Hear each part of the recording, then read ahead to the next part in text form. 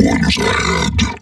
There's something wrong with the children's 2023 attempt at horror. It's directed by Roxanne Benjamin and starring Alicia Wainwright, Zach Gilford, who I'm now angry at. The movie was released digitally on January 17th by Paramount Home Entertainment. Some people thought this was a great way to spend a Friday night on the couch, and other people thought it failed to become anything more than 92 minutes worth of forgettable movie. Consider this an apology and a disclaimer. Forgive me for my lack of professionalism with this review. I despised this film, and that might come through in my tone. The plot. The movie opens in a cabin with a family get-together. Margot and Ben have Thomas and Ellie round with their children for a few drinks, but Thomas looks agitated, so he heads back to his own cabin with the wife and kids. The following morning, the gang heads out on a trail hike. When the trail gets obscured, Ben gets to clearing the way with his trusty machete. Unsurprisingly, they happen upon a derelict building. Despite having itsy-bitsy children with them, they decide to climb inside and inspect it. And of course, there's a huge mysterious hole inside, and the kids immediately start acting all creepy, exactly the way kids do in every other horror movie they put kids in. And why haven't any of these sensible parents removed the children? They can't yet, because nothing dangerous has happened. And then Spencer nearly takes a nosedive into the hole of mystery, and then they bring the kids to safety after their noses have started bleeding for no apparent reason. Back at the cabin, the tension between Thomas and Ellie increases as the day grows longer. So the boys and the girls split into separate groups, and the boys talk about parenthood, and the girls discuss the actual source of the tension, which turns out to be a failed foursome Ellie and Thomas tangled themselves up in that Thomas can't seem to get past. To help alleviate some of the tension, Ben and Margot offer to keep the kids overnight to let Thomas and Ellie mend some emotional fences. And while they're all hanging out, Spencer asks Ben to go back to the hole of mystery, and when Ben says no, Spencer hisses at him without the aid of prosthetics or sound effects. The following morning, after a good night's sleep, the kids are missing, and I'll bet you'll never guess where they've gone. Fortunately for Ben, he finds a convenient hint left along the trail to confirm his suspicions. And if you guessed they'd gone back to the hole, you'd be right. And if you didn't, you're probably in some kind of coma, and I'm very sorry for your circumstances. Ben catches up with the kids, but not quite in time. Just as he arrives, the kids toss themselves into the hole. Only no, they didn't, because they're back at the cabins running around in slow motion for ages and ages while Ben tries to portray a terrified person while hiding the smell of poo in his pants. Ben keeps the info to himself until the kids start annoying the hell out of him. When he tries confiding in Margot, his wife, she pulls the unreliable narrator trope out of her pocket and implies Ben's been imagining these things because of his mental health issues. And now the scent of originality's mixing nicely with the poo smell from Ben's trousers. And right on time, the kids start messing with him even more. But we can't tell if it's really happening or not, because Ben's not well. In the industry, this is referred to as total, utter, and absolute lazy writing. And the more they continue to mess with him, the more it looks like he's lost the plot. And the more he feels cornered, the more he divulges private information amongst the group. And the next thing you know, everyone's fallen out with everyone.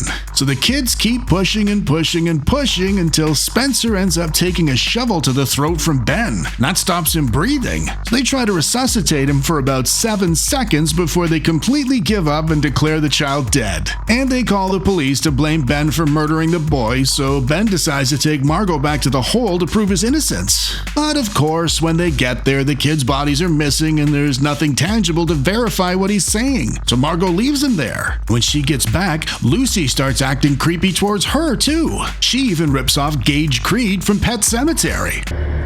I want to play with you now.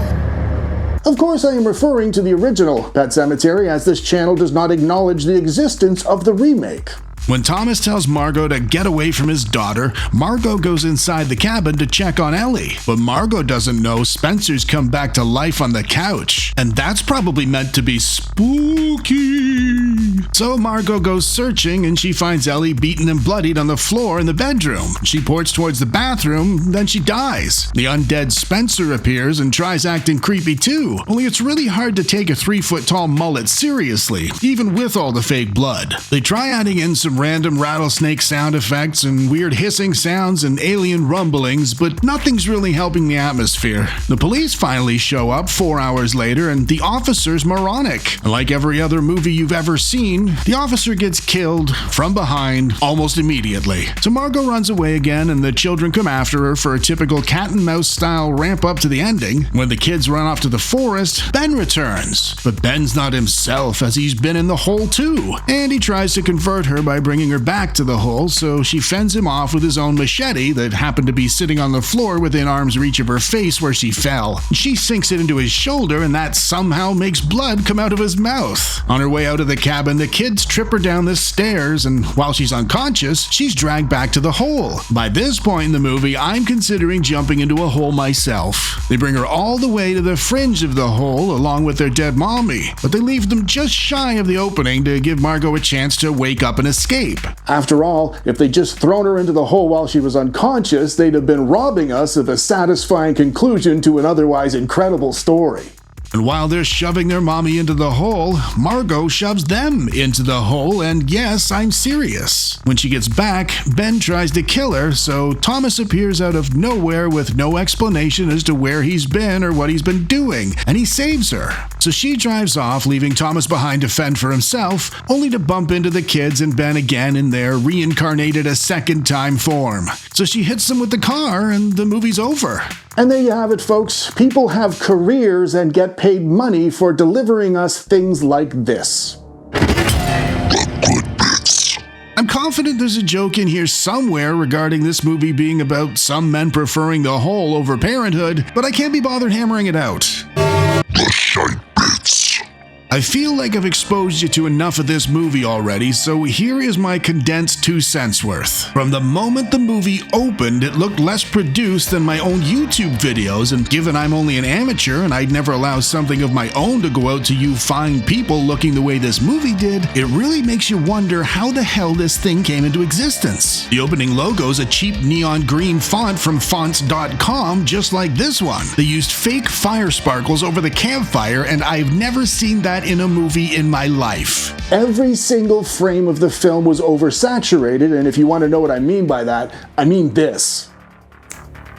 There were weird, inappropriate bursts of sound effects and music as though somebody started adding the sound effects but got pulled away to deal with a police inquiry about impersonating a Foley artist.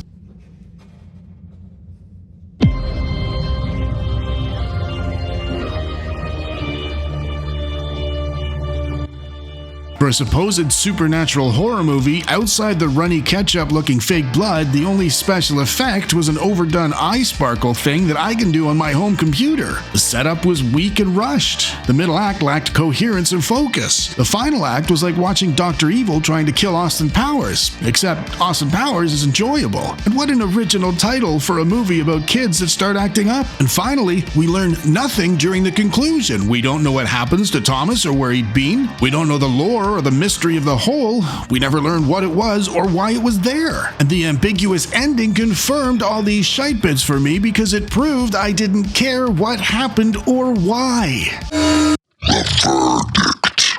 So, should you watch There's Something Wrong with the Children? Or should you...